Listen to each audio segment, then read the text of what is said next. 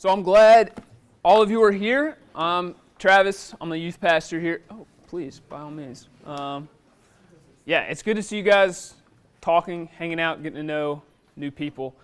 So we wanted to have this meeting and invite parents and just people in the church just to give you an idea of what we do down here. I know it's kind of a scary place for adults. That's all right. It's not that scary. But also wanted to just let you know, we do have a lot of fun, but there's a method to the madness. Right? We're trying to do things in a certain way. So the problem that we face, the reason that Chestnut Mountain Presbyterian Church has a youth ministry is because of this stat. So now 60% of students that go to church in high school leave the church when they get to college. So that was like 40 or 50% around 2014. It's risen. Now it's 60% leave the church while they're in college. All right, so this has been going up for a long time. And the session, the leaders at Chestnut Mountain Presbyterian Church, CMPC, made a decision a long time ago on how they would address this. And so what they did is they decided to hire an ordained or an ordainable youth pastor. That happened a long time ago, and a qualified youth assistant. So they hired me. I'm the youth pastor. And what that means is that I've been ordained in our denomination, the Presbyterian Church in America. And so I have all the qualifications of a pastor. Right? That's not to toot my own horn, but that's to say that our leaders thought that it was valuable enough to have somebody that had been to seminary. So I did a 4-year degree, graduate level degree to study the Bible. They thought that was valuable enough for the students to hire me. The guy before me was ordained. He's in Germany now. D was before him. He's ordained. So me as a youth pastor, I could go start a church next week. I don't want to, but that's the level of I don't know, credentials, training I have, right? And again, CMPC thought it was worth hiring somebody like me, so that's not to boast. But it's not just me, so they realize there are flaws in me. Surprise. And so they thought also a qualified youth assistant would be invaluable. So they hired Sarah, who's right over here, and she can tell you how qualified she is. Oh, okay.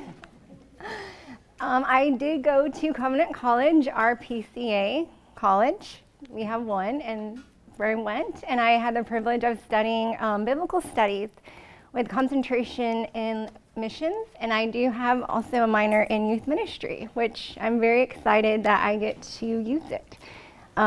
Very thankful for what I learned. I also have some counseling background in there as well, and I'm just so thankful that the church saw value in this position, and it's been amazing. I can't believe I've been here almost 5 years.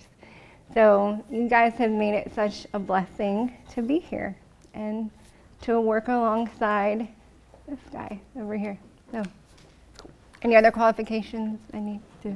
That's good. So what that means is that we love God, and we also really love students. And so we like to spend time with students, like to hang out with students.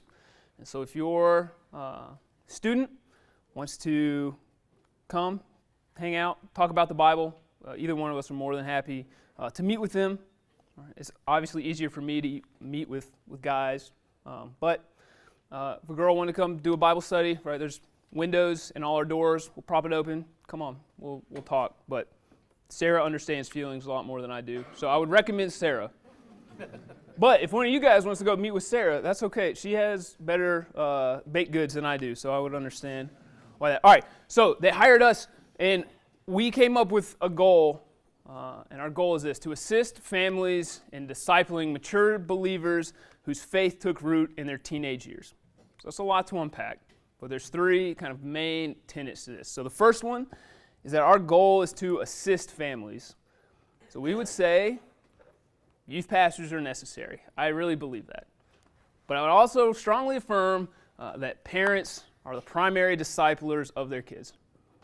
So think of us, this will hit over here better probably. Think of us as protein powder All right, so if you live off protein powder, that's not a healthy life, right?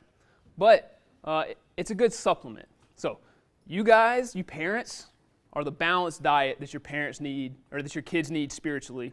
We're here to walk alongside you. We're here to assist you and be the protein powder for that, right? Everybody likes protein powder, all right? So that means a couple things. First, it means that you guys, you parents, are always welcome at anything we do.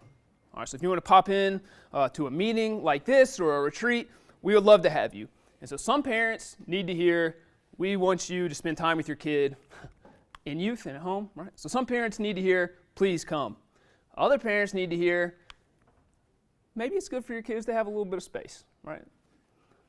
I don't know everybody, so I'll let you make that decision, but know that you're always welcome at anything we do. And we want to reinforce what you're teaching, right? So sometimes students just need to hear what you're saying from someone else. So I met with a student last year who's going through some stuff, and I gave him some advice, and he was like, wow, that's exactly what my dad said. I was like, yeah, I know. It's like, listen to your dad more. Sometimes it helps just to hear from another person. All right, so we are here to assist families, and we are here to disciple. So it's important for you guys to know and for us to remember that we don't make mature believers. So we can't do that. So if you think we're just going to drop our kids off and in 7 years they'll be all-star Christians, unfortunately that's not up to, well, actually, fortunately, that's not up to us, right? So the Holy Spirit is in charge of making disciples, and we're going to do everything we can, but we disciple, we can't guarantee that. And then finally, our goal is to make mature believers. And so our goal isn't to have spiritually healthy 18-year-olds that stay at that same level of spiritual maturity forever. So if they're the same when they're 18 as when they're 36, we would say we probably have failed somewhere. So we want to put them on a course of sanctification that will continue for their entire life. So that's our goal in a nutshell. So that means that now, rising sixth graders, anybody else who's after sixth grade, they should have their own physical Bibles. My Bible has never alerted me to an Instagram notification, and so that's why I use a physical Bible to do my reading. So we recommend a physical Bible, and we have those if you need them. All right, so this is our goal, and to get this goal, we have a 3-step vision. And so we sum this up with love God, love the church, love others. If you go to church here, that should echo a little bit the exalt, equip, engage that we have. So exalt God, love God, equip the church, love the church, engage the world, we love others. All right? So we'll go through each of these really quickly, and that'll be kind of our presentation. So we start with love God. Also, I've gotten way better at PowerPoint, and it's not AI. I did this myself. So, all right, so we start with love God. So we want to affirm that they should love God, so students should love God, but also we want to remind them over and over that they're loved by God. So that's a two-pronged kind of part to this. So this is foundational, right? So every time we meet, we want to increase their love for God. We want to increase their knowledge that they are loved by God. So one of my core foundations for whenever I teach is that deeper theology leads to deeper worship. And so your kids will be studying Latin, geometry, right? They're taking hard classes in middle school and high school. We think that means they can study the Bible deeply as well. That doesn't mean we'll go at the same level, but we'll go deep, we'll go slowly, we'll present it in a way hopefully they understand. So this semester, it looks like this. So we're studying kind of a broad foundation. So the Nicene Creed, any evangelical church would affirm that. So that's what we'll go over this semester. And hopefully next semester we'll get a little more focused on, like, what does our church believe that maybe the church down the street wouldn't know as much. So this will be a broad topic this semester. But remember, we also want to equip the parents. All right, so we don't want to just teach and then let these kids go on their merry ways. And so what we're doing this semester, going through the Nicene Creed, is there's a book that we have available for you guys. Sarah will talk about that more later. But again, I went to seminary. My wife tells me I have a high tolerance for boring books, but I ran this by other people, and they said it's not that boring. So if you want a copy of the book that I'll use as I teach, we'll have them for $10. That's $5 less than on Amazon. And again, Sarah will tell you more about that in a second. So we equip parents to know what we're teaching to reinforce that. But we also want to work with you. And so every Thursday, Sarah or I will send an email that said, here's what we talked about last night, and here are a few discussion questions that you can talk to your student about to kind of help apply these truths to their life. And she'll have more information on how you can get that email later. So what this looks like for us is on Wednesday nights, we try to follow this schedule. We'll do 15 minutes of a game and announcements, 15 minutes game announcements to start. That'll be the orange sphere, because go Vols. Then we do 30 minutes of teaching, and then 15 minutes of small groups at the tables like you see here. So that adds up to an hour. I did go to Tennessee. I do know that adds up to an hour. I can do that. All right, so that's what our Wednesday night looks like. So 6:30, we start, 7:30, we end, and we'll be going through the Nicene Creed. Skipped ahead. All right, on Sunday, for Sunday school, the high school meets in here. So high school guys, high school girls, we all meet in here. We'll be going through Habakkuk. I love Habakkuk. The middle school boys meet right up the way over here. You can smell it where they are, but it's like right up the stairs. They're going through Genesis and Exodus this semester. And then the middle school girls meet right back there. If you could walk straight through that wall, you would be in their class. They're going through the Old Testament prophets. And so really the reason we're going through Habakkuk is because I wanted to be like Miss Becky and Miss Linda, because they're great. So, all right, so that's how we try to love God and why we think this is important. But we also want the students to love the church. All right, and so just like we said, loved by God, we see the church as kind of tipping the scales. So I know that just God would win, right? But we also know that young Christians, all Christians, are loved by God and hated by the world. Right? That's a promise. So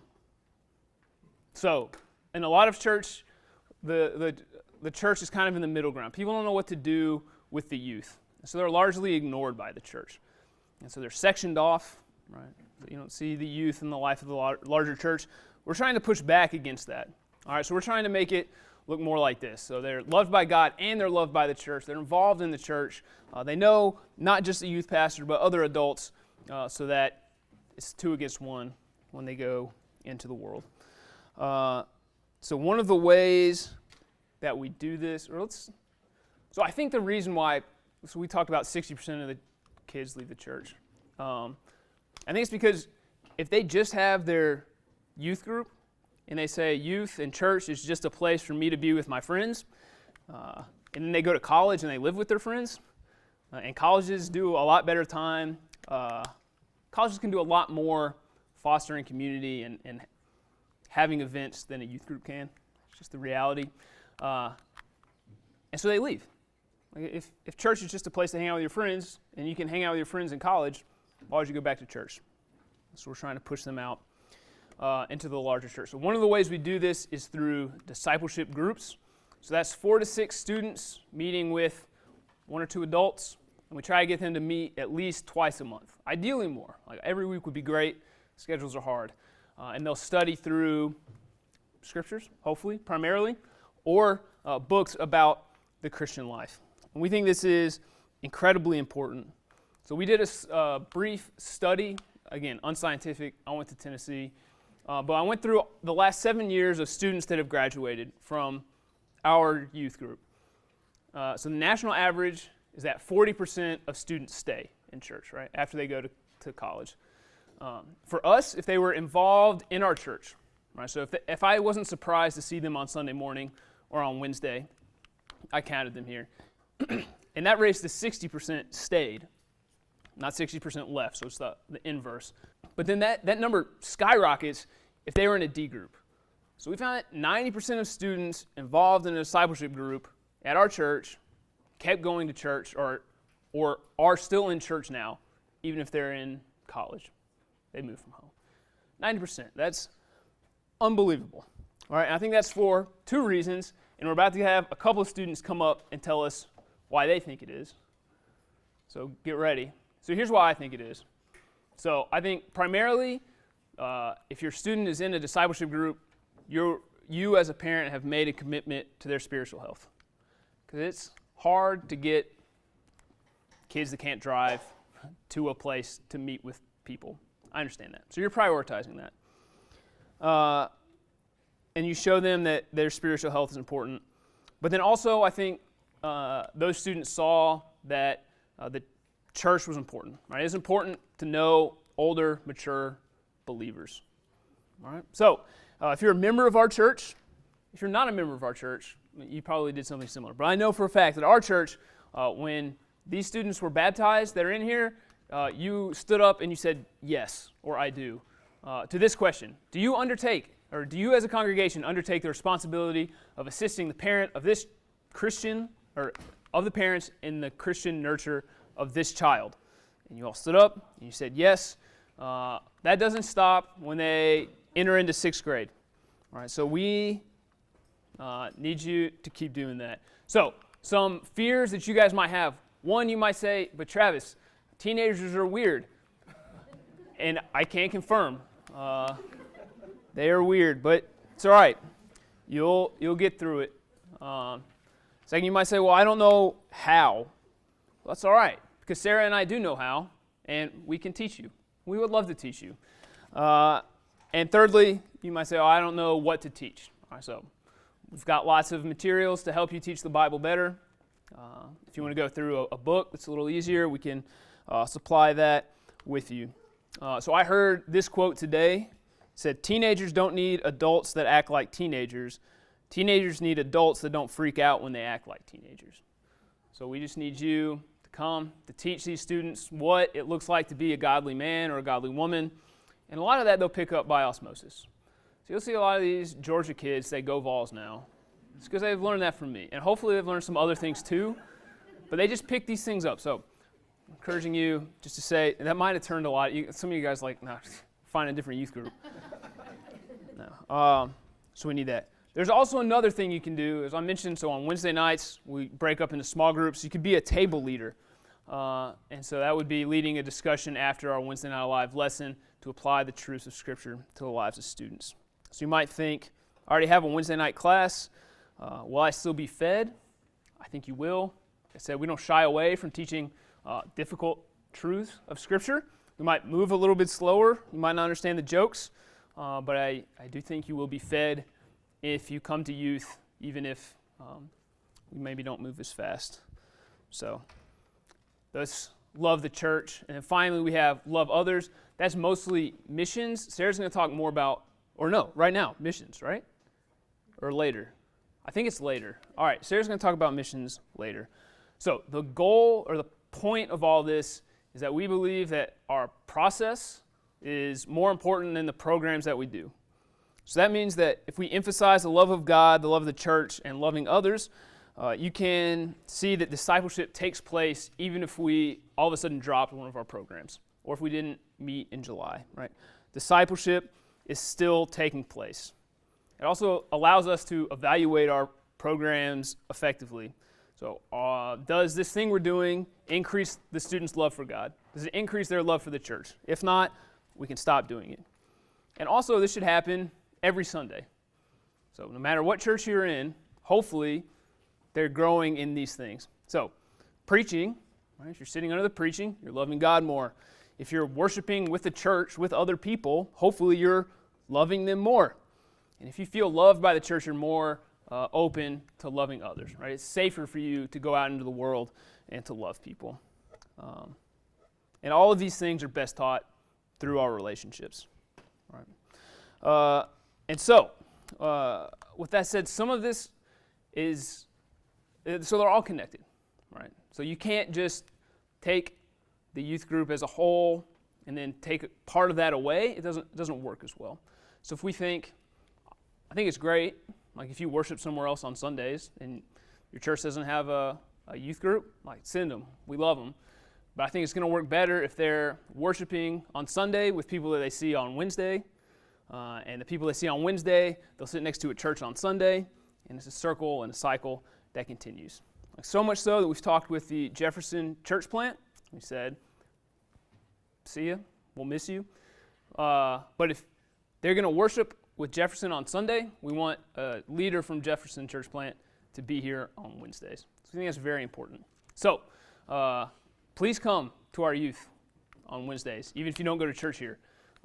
But also know it's really good for your student to be around people they'll worship with on Sundays. All right, so we do have 3 buckets. We'll get into the programs really quick. So for Love God, we do this, or hopefully you guys do it at home primarily. We have Wednesday Night Alive tables, Sunday school, and discipleship groups. We've talked about those. So those are all in our Love God bucket. So hopefully all of those increase love for God. And then we have Love the Church. And so we're going to focus this year really on getting our students involved in the women's ministry and the men's ministry. We're working on that.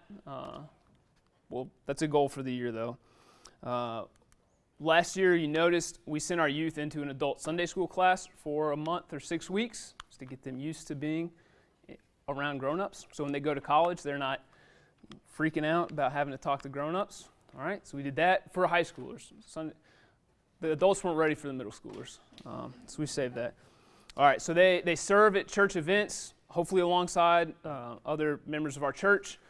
They help the deacons, so in support raising for missions, which again Sarah's going to talk about, we did lots of projects, but our students want to help you even if they're not raising money for something, or I want them to help you, all right? So we'll be there, all right?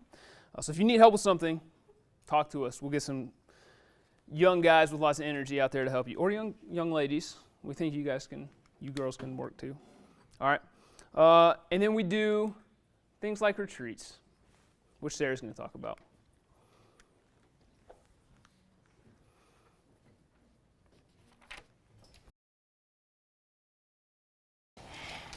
So one of the things I love everything, but I do love our retreats. It's a great time to get to know the students really, really well. We get them, they're pretty much out of their comfort zone, and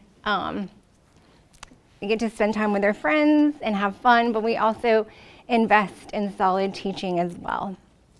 So this fall retreat is coming up. It's going to be at the end of October this year. It's a little earlier than normal. And this year, if you guys want to write it down, I don't know if is the date on your sheet? Okay, October 25th through 27th. This year, we're going to be going to Camp Westminster. It's in Conyers, Georgia, which is just an hour away, which is great. And so that's nice, but we'll be out like in the woods. We'll be staying in cabins, and we'll have like normal amenities and stuff like that. But it is a great time to just unplug, get away, and focus on the Lord and growing relationships with one another. So this year's theme is going to be avoiding distractions and seeking the Lord. I'm personally very excited about this one because I think that distractions are very prevalent and it's easy to get distracted. And so we're going to focus on how we can replace that with focusing on the Lord. Also, other retreats that we have are, so that's in the fall. And the fall, I don't know if you guys can hear me. Okay. So the fall retreat is everyone, guys, girls, middle, and high school. So that's 6th grade through 12th grade. And like we'll divide into small groups with their ages, but that one's for everyone. And in the spring semester, We have the middle school retreat, which is usually sometime in February or March. So that's at the church, and then we have the kids go and stay at houses, a boys' house and a girls' house. So that is, that's a one night. And then my favorite retreat, I love them all, but I love that we have a high school girls retreat, and then we also have a high school guys retreat. And the reason behind that is, like, obviously I can speak to the girls. I'm not allowed at the boys retreat, obviously. But the girls retreat, we're able just to talk about things that we probably wouldn't want to talk about if we had boys around.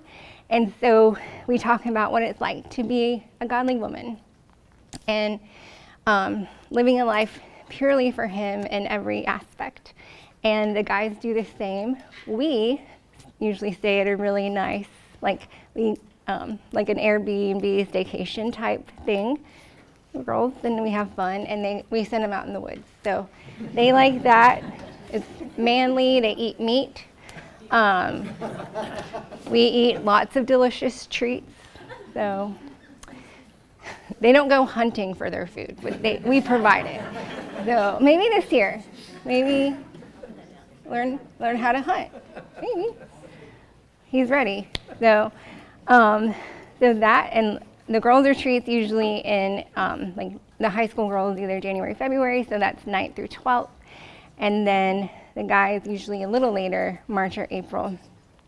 So we also do hangouts.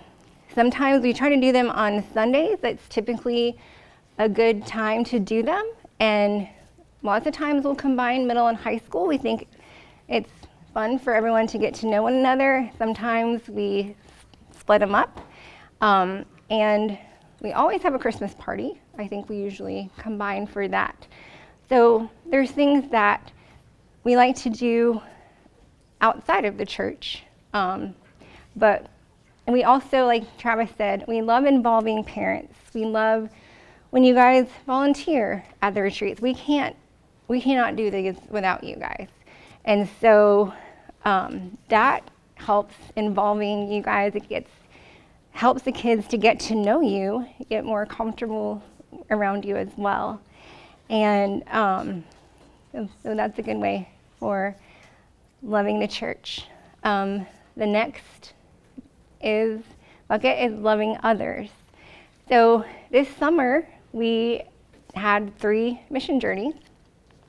I love about this church, we like to start everyone out. The first one, usually the younger grades, will start at something a little more local. Maybe this year, we went 2 hours away to East Tennessee, Camp Bridgemont, and it was a great kind of an introduction to missions. We did some service projects, and in the community, we did some teaching times, and it was just kind of preparing for eventually going out of the country. We don't usually send 6th graders out overseas. We like to kind of train them and get them used to getting out of their comfort zone and being flexible, but just a couple hours away from their parents. And then this summer, a lot of the kids who went to East Tennessee last year, we went to Connecticut. And that was the first time we got to do this. We will be talking about it in a couple Sundays, so you'll come to that. But it was great. It was a great, I think, preparation for hopefully next year. These ones who went to Connecticut will feel comfortable maybe going to Bulgaria, which Travis took a team this summer to Bulgaria, and those are students who had been on mission journeys before. So we like to kind of do it in stepping stones, and we encourage you guys and teach you guys how to love others and how it's an outpouring of loving God and loving the church.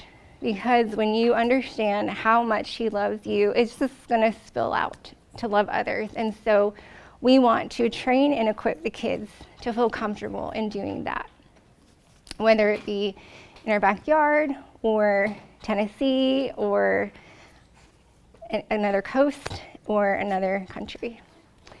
Yeah, and then, so now I'm going to explain all the handouts on your tables.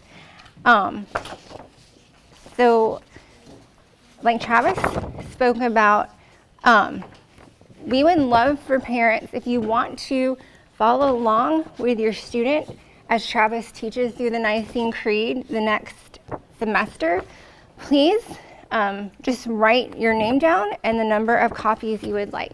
Like you said, they're just $10 each, and we will get that to you, and I think you can just write the check out to the church.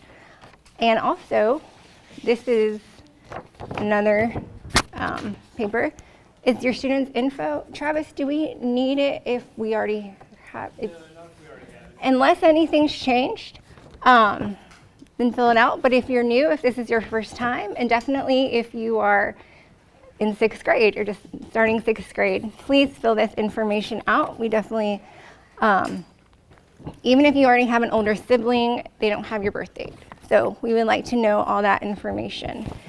And he talked about we would love to have more leaders, whether it be, well, usually we like to pair you up. So maybe 2 leaders doing either men, you're going to be teaching the boys, women, you'll be teaching females. And so if you have any interest in that, please just write your name and mark what you're interested in.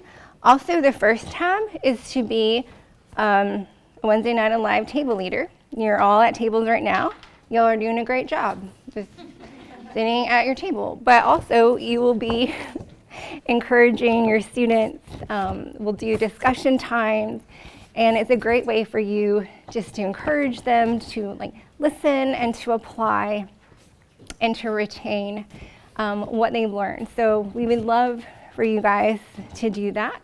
That's on Wednesday night. And then if your student, if you're not already involved in a discipleship group, we kind of know who you are. We might ask you if you've not signed up. So this is for the girls, this is for guys, and this basic information, just because a lot of groups, it's easy, especially ones who don't drive, a lot of groups meet on Wednesday night, you don't have to, but we thought it might be helpful if you just marked yes or no if your student is able to do that. And so, yeah, so please fill out these forms. Okay. And yeah, we appreciate it. I think that's cool. Yeah, so that's all we got. That's CMPC Youth. Again, if you want to fill out potentially a D group leader or table leader, it's not a commitment, it just means you're interested. So we won't rope you into that tomorrow. But if you want more information, you're thinking about it, go ahead and put your name. We'd love to talk to you some more.